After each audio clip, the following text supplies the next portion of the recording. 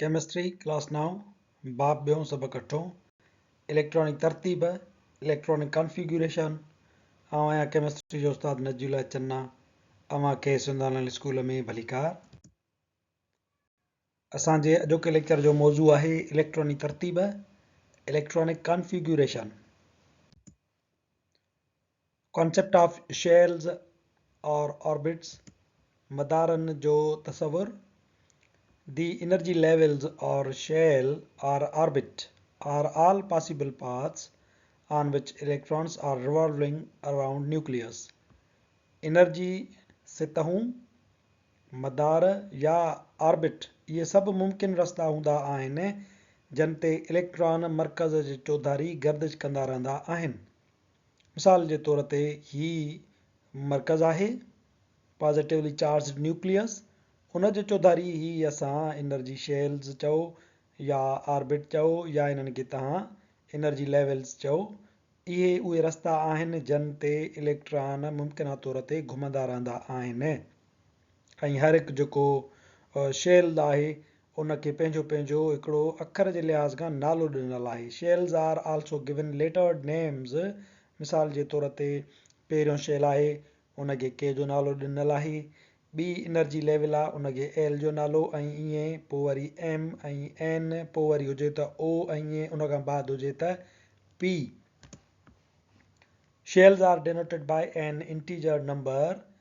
Shells खे असां हिकिड़े इंटीजर नंबर सॼे अदद सां पिणु ज़ाहिर कंदा आहियूं जंहिंखे असां निशानी में एन लिखंदा आहियूं, नंढी एन सां।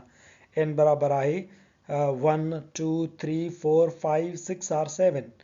हायर द क्वांटम नंबर, जेतिरो क्वांटम नंबर वॾो हूंदो 1 2 3 4, हायर द एनर्जी लेवल, उन जी एनर्जी सतह ओतिरी वधीक हूंदी। मिसाल जे तौर ते जेकॾहिं ही आहे पहिरियों नंबर शेल त इन खां वधीक एनर्जी हिन जी हूंदी नंबर ॿिए जी, ऐं हिन जो क्वांटम नंबर वधीक आहे 3 जो त इन जो एनर्जी लेवल यानी इन जी तवानाई जी सतह अञा वधीक हूंदी। चौथे जी एनर्जी लेवल अञा वधीक थींदी आहे। Concept of subshell, S, P, D and F. Zeeman and Stark effects disclosed that atomic spectra consist of two or more lines closely packed with each other. Zeeman and Stark effect जॾहिं जदीद दौर में ये techniques इस्तेमालु थियूं त इन में ज़ाहिर थियो त जेको एटमी स्पेक्ट्रम आहे उहो पाण वरी अञा ॿिनि टिनि नंढियुनि गुतियल लाइनुनि जो ठहियलु हूंदो आहे। These lines means इन्हनि लकीरुनि जो जेके गुतियल हुयूं पाण में उन्हनि जो मतिलबु आहे त electrons in the same shell, साॻे ई शेल वारा जेके इलेक्ट्रॉन आहिनि may differ in energy by small amount, उहे पाण में पिणु थोरे तवानाई जे मिक़दार में हिक ॿिए खां हेठि मथे थींदा आहिनि। दस यानी मेन एनर्जी लेवल, मुख्या जेकी एनर्जी लेवल्स आहिनि are divided into sub energy levels, उहे वरी पाण नंढियुनि नंढियुनि एनर्जी लेवल्स में विरहायल हूंदा आहिनि। एंड आर नोन एज सब शेल्स, ऐं उन्हनि खे असां सब शेल सॾींदा आहियूं। When electron are many in numbers in shell, जॾहिं कंहिं बि मदार में इलेक्ट्रॉन घणा हूंदा आहिनि, दे शो रिपल्जन, उहे हिक ॿिए खे धिकींदा आहिनि। And main shell splits into subshell, ऐं जेको मुख्या शेल आहे मदार आहे उहो नंढनि नंढनि सब शेल्स में विरहाइजी वञे थो, विच आर नेम्ड एज, ऐं उन्हनि खे नालो ॾिनल आहे S, P, D and F सब शेल्स। मिसाल जे तौर ते क्वांटम नंबर 1 वारो जेको शेल आहे के, उन में सब शेल हिकिड़ो ई हूंदो आहे एस, पर क्वांटम नंबर 2 वारो जेको शेल आहे एल, उन में सब शेल हूंदा आहिनि 2 एस पी। क्वांटम नंबर 3 वारो जेको शेल आहे एम, उन में सब शेल हूंदा आहिनि 3 एस पी डी, ऐं क्वांटम नंबर 4 वारो जेको शेल आहे एन, उन में वरी सब शेल हूंदा आहिनि एस पी डी एफ। छो त क्वांटम नंबर जेतिरो वधीक हूंदो ओतिरा उन में इलेक्ट्रॉन वधीक हूंदा। पहिरियों नंबर जेको क्वांटम नंबर आहे शेल के, उन में 2 इलेक्ट्रॉन हूंदा आहिनि, तंहिंजे करे उन्हनि में सब शेल बि हिकिड़ो आहे एस। पर जेको ॿिए नंबर वारो शेल आहे एल, उहो वॾो शेल आहे, उनजी एनर्जी लेवल वधीक आहे, त उन में सब शेल बि 2 आहिनि एस पी, ऐं उन में इलेक्ट्रॉन हूंदा आहिनि 8।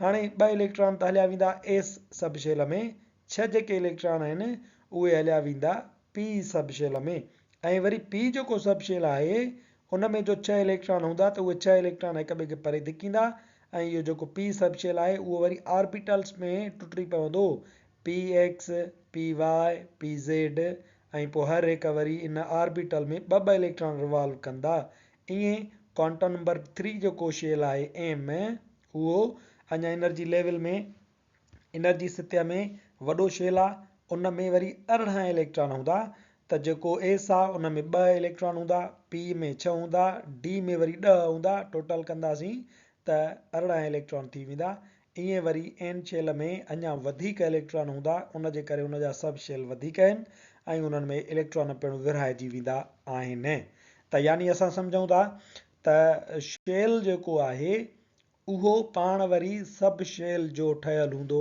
आहे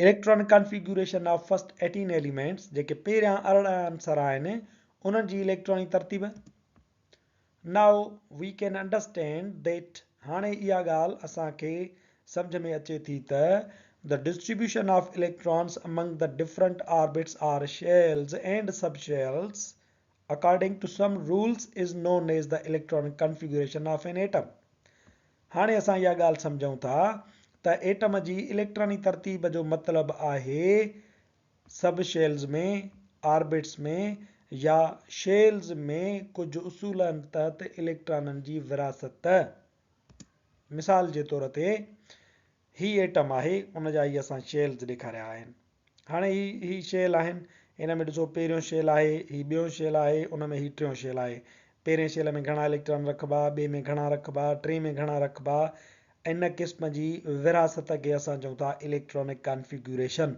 ऐं इहा इलेक्ट्रॉनिक कॉन्फ़िगरेशन ईअं कोन्हे का त तव्हां पहिरें शेल में 8 इलेक्ट्रॉन रखे छॾियो ॿिए में तव्हां 10 रखे छॾियो टे में तव्हां 14 रखे छॾियो बिल्कुलु बि न कुझु उसूल हूंदा आहिनि अकॉर्डिंग टू सम रूल्स उन्हनि उसूलनि मूजिबि इन्हनि शेल्स में इलेक्ट्रॉन विराइबा आहिनि ऐं उहे मुक़ररु इलेक्ट्रॉन हूंदा आहिनि उन खां वधीक तव्हां इलेक्ट्रॉन रखे नथा सघो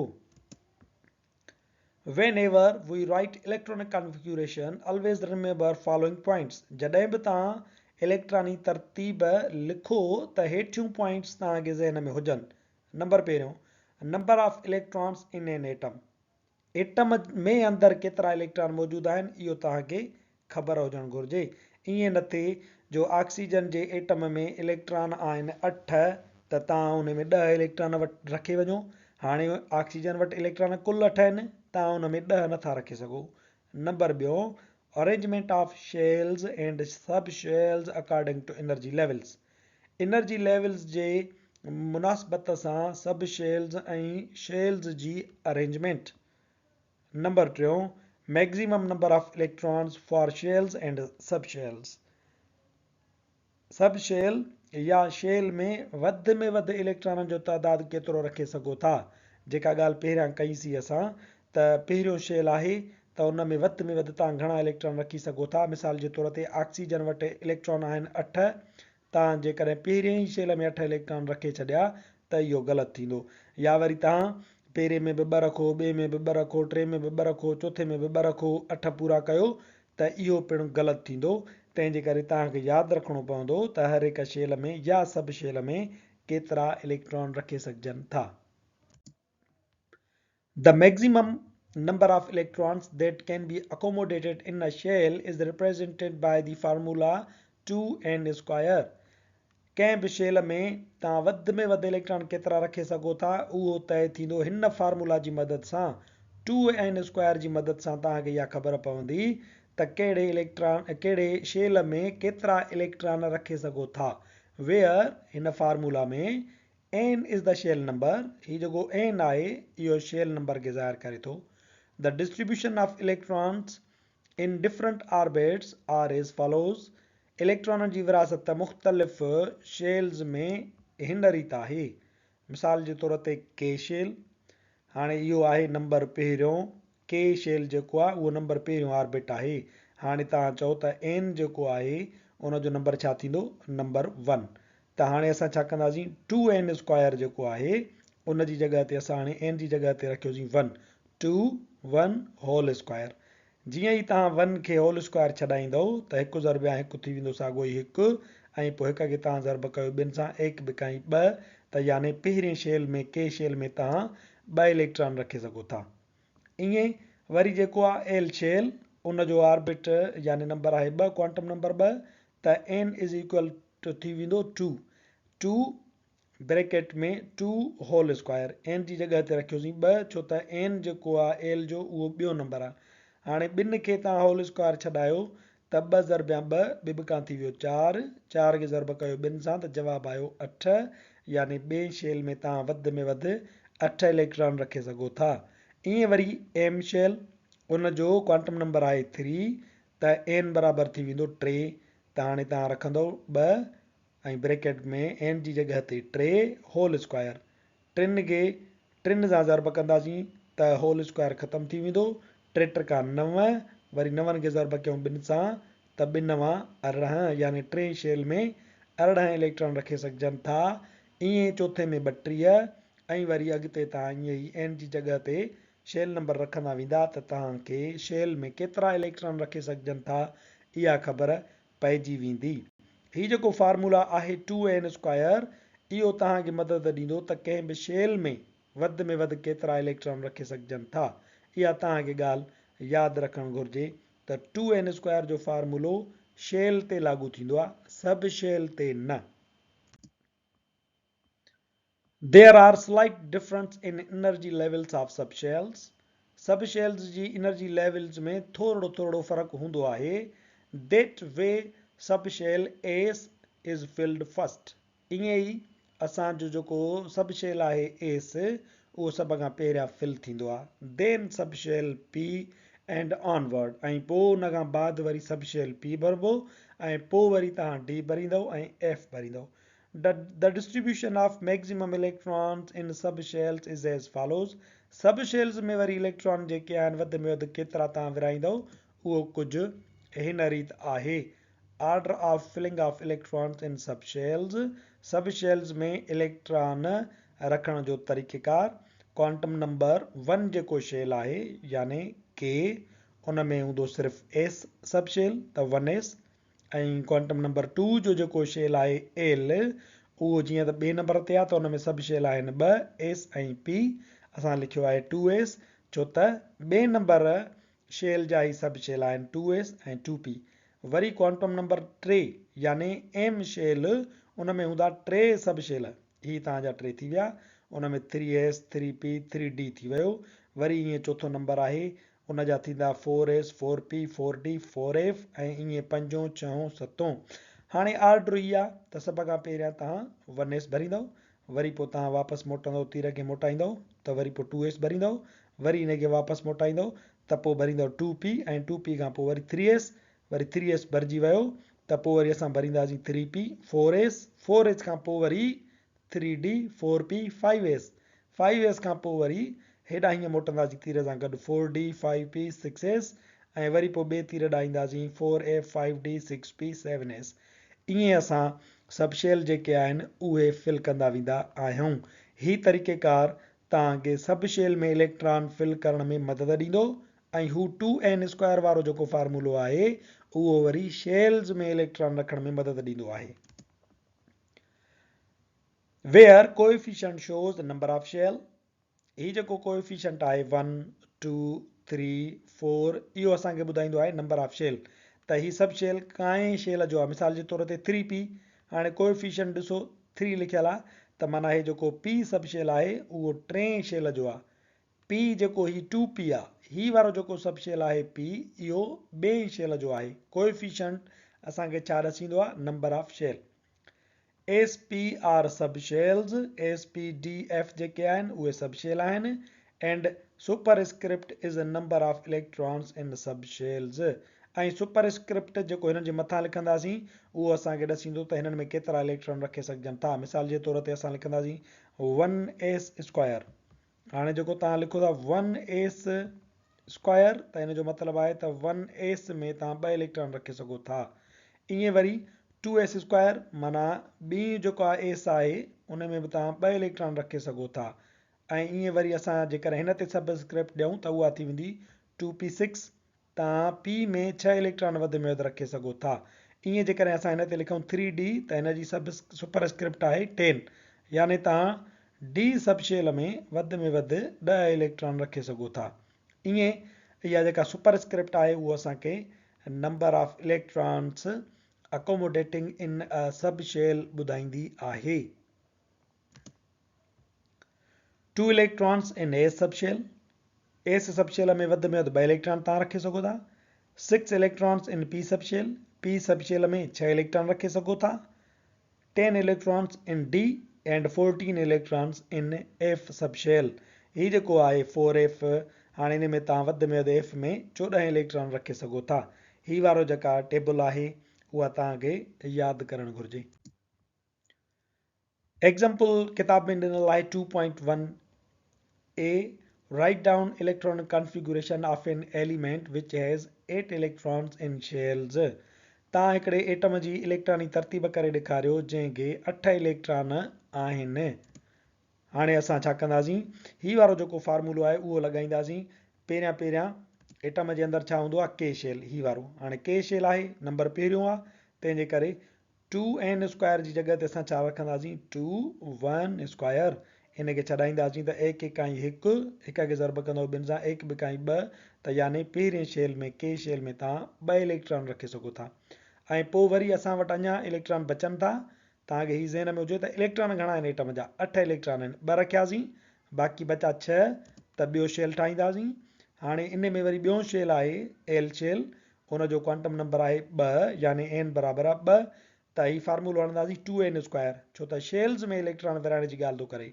2n स्क्वायर त 2 ऐं ब्रैकेट में रखंदासीं 2, छो त n 2 आहे, उहो होल स्क्वायर। हाणे होल स्क्वायर छॾाईंदासीं त ॿ 2 4 ऐं वरी ॿिचोंक 8, यानी ॿिएं शेल में, हिन में एल शेल में 8 इलेक्ट्रॉन रखंदासीं जेकॾहिं हूंदा त। पर असां वटि छा आहे, टोटल 8 इलेक्ट्रॉन आहिनि। 2 रखियासीं हिते, हाणे हिन में रखे सघूं था 8, पर जीअं त असां वटि टोटल इलेक्ट्रॉन आहिनि 8, 2 हिते रखियासीं, बाक़ी बचा असां वटि 6, त हिन शेल में, ॿिए शेल में 6 इलेक्ट्रॉन रखंदासीं। इहो आहे उन आंसर जी एटम जी इलेक्ट्रॉनिक अरेंजमेंट, इलेक्ट्रॉनिक कॉन्फ़िगरेशन जंहिं वटि 8 इलेक्ट्रॉन हूंदा आहिनि। इन खे जेकॾहिं असां इलेक्ट्रॉनिक कॉन्फ़िगरेशन लिखूं त उनजो तरीक़ेकार हीअ आहे, K shell is equal to 2 electrons and L shell is equal to 6 electrons, while M shell is equal to 0 electrons। छो त ॿिया इलेक्ट्रॉन आहिनि ई कोन, 2 ऐं 6 इहे 8 थी विया। Electronic configuration of oxygen atom, हीअ ऑक्सीजन एटम आहे जंहिं वटि 8 इलेक्ट्रॉन हूंदा आहिनि। उन जी इलेक्ट्रॉनिक तरतीब शेल्स में हीअं हूंदी। एग्जाम्पल आहे 2.1b, write down electronic configuration of an element which has 8 electrons in subshells। हाणे इहो ई असां वटि ऑक्सीजन एटम आहे, पर उन जा 8 इलेक्ट्रॉन जेके आहिनि उहे सब शेल्स में कीअं रखिबा, इहो तव्हां असांखे करे ॾेखारियो। तव्हांखे यादि हुजणु घुरिजे त एस सब शेल में 2 इलेक्ट्रॉन हूंदा, पी में 6 हूंदा, डी में 10 हूंदा ऐं एफ में घणा हूंदा, 14। ही असां वटि उसूल आहे, हिन मूजिबि असां सब शेल्स भरींदा हलंदासीं। हाणे असां पहिरियों शेल ठाहियोसीं के शेल, नंबर पहिरियों, उन में के शेल में हिकिड़ो ई सब शेल आहे एस, तंहिंजे करे एस में घणा इलेक्ट्रॉन पवंदा, 2। असां 2 इलेक्ट्रॉन ही भरियासीं, हे के शेल आहे ऐं इहो ई सब शेल एस आहे जंहिंमें 2 इलेक्ट्रॉन पइजी विया, 1s भरिजी वियो। हाणे असां मोटूं था वरी ॿिए तीर ॾे, ॾिसो त 2s आहे। हाणे असां 2s ठाहियोसीं, यानी कंहिंजो एल शेल जो, ॿिए शेल जो हे 2s आहे, उन में इलेक्ट्रॉन भरे सघजनि था। तव्हांजो एस आहे त एस में भरबा आहिनि 2, 2s, त हिन में भरियासीं 2 इलेक्ट्रॉन। हाणे वरी हे भरिजी वियो। हाणे वरी वापसि मोटूं तीर ॾे त ॾिसो 2p आहे, हेॾां ॾिसो त p में घणा इलेक्ट्रॉन रखे सघजनि था, 6। त हाणे असां छा कंदासीं, p सब शेल ठाहियोसीं, p सब शेल में इलेक्ट्रॉन रखे सघजनि था 6, पर असां वटि घणा बचा आहिनि, 2 हे 4, बाक़ी बचा 4, उहे असां रखंदासीं p में। त ही असांजी इलेक्ट्रॉनिक कॉन्फ़िगरेशन सब शेल्स जी थी वई ऑक्सीजन जी। लिखत में कीअं लिखंदासीं, electronic configuration of oxygen in sub shells 1s2, यानी 1s पहिरें शेल जे एस सब शेल में 2 इलेक्ट्रॉन, 2s2 ॿिए शेल जे एस सब शेल में 2 इलेक्ट्रॉन, 2p4 हे 2p आहे, इन p में वरी असां 4 इलेक्ट्रॉन रखियासीं। हाणे 4 हे ऐं 4 हे टोटल 8 इलेक्ट्रॉन थी विया। ऑक्सीजन जेको 8 नंबर ते आहे उन जी इलेक्ट्रॉनिक कॉन्फ़िगरेशन सब शेल्स में ईअं थींदी। टेबल 2.2 ॾिनल आहे असांजी किताब में electronic arrangement of the first 18 elements of periodic table. Periodic table जे पहिरियनि 18 अंसरनि जी इलेक्ट्रॉनिक तरतीब ख़ासि तौर ते ॾिसो त उहा सब शेल्स में ॾिनल आहे। मिसाल जे तौर ते हाइड्रोजन आहे, उन वटि हिकु इलेक्ट्रॉन आहे त उनजी थींदी हिकु इलेक्ट्रॉन एस में ॿ पवंदा आहिनि, तंहिंजे करे 1s1। हेलियम में ॾिसो त उनजा ॿियो नंबर आहे त उन वटि 2 इलेक्ट्रॉन हूंदा त उहे इन पहिरियों ई शेल जे सब शेल एस में पूरा पइजी वेंदा 1s2, त हिन जी इहा ई ॾिनल आहे। ईअं जेकॾहिं असां खणूं नियान 10 नंबर ते त पहिरियां तव्हां हिन में रखंदव 1s2, पहिरें सब शेल में 2 इलेक्ट्रॉन पइजी विया। ॿियो आहे असां वटि 2s, हाणे एस में पवंदा ई 2 इलेक्ट्रॉन आहिनि त लिखंदासीं 2s2, 4 इलेक्ट्रॉन विया, बाक़ी बचा 6। त हिते अचो त वरी तीर ॿुधाए थो त 2p भरियो, 2p6। हाणे हिते तव्हांजी नियान जी इलेक्ट्रॉनिक कॉन्फ़िगरेशन पूरी थी वई, 1s2, 2s2 ऐं 2p6। ईअं वरी जेकॾहिं आर्गान जी खणूं वरण त पहिरियां हीउ भरियो 1s2, वरी पोइ हीउ भरियो 2s2, पोइ वरी हीउ भरियो 2p6, हिते थिया 10 इलेक्ट्रॉन, वरी हीउ भरियो 3s2, 12 इलेक्ट्रॉन, वरी हिनखे भरियो 3p6, 12 ऐं 6 18 इलेक्ट्रॉन थी विया। आर्गान जो 18 नंबर आहे, 18 इलेक्ट्रॉन हिते पूरा थिया ऐं लिखंदासीं वरी हीअं 1s2, 2s2, 2p6, 3s2, 3p6। इहा थी वई आर्गान जी इलेक्ट्रॉनिक कॉन्फ़िगरेशन। असां हिकिड़ो मिसाल जे तौर ते आंसर खयो आहे क्लोरीन, उनजो एटॉमिक नंबर आहे 17, यानी क्लोरीन जे एटम में 17 इलेक्ट्रॉन हूंदा आहिनि।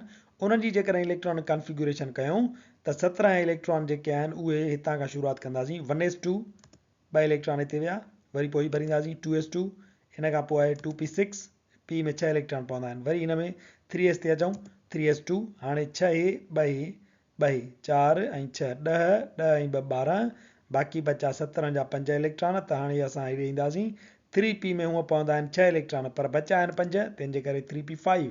हीअ आहे इलेक्ट्रॉनिक कॉन्फ़िगरेशन सब शेल्स में क्लोरीन जी। इनखे लिखंदासीं असां कीअं 1s2, 2s2, 2p6, 3s2, 3p5। ईअं तव्हां मुख़्तलिफ़ एटमनि जी इलेक्ट्रॉनिक तरतीब पाण करे ॾिसो ऐं हिन ते प्रैक्टिस कयो त जीअं तव्हांखे हीअ इलेक्ट्रॉनिक तरतीब यादि थी वञे। असांजो लेक्चर हिते पुॼाणी ते पहुतो। वधीक वीडियोज़ लाइ ॾिसंदा रहो सिंध ऑनलाइन स्कूल।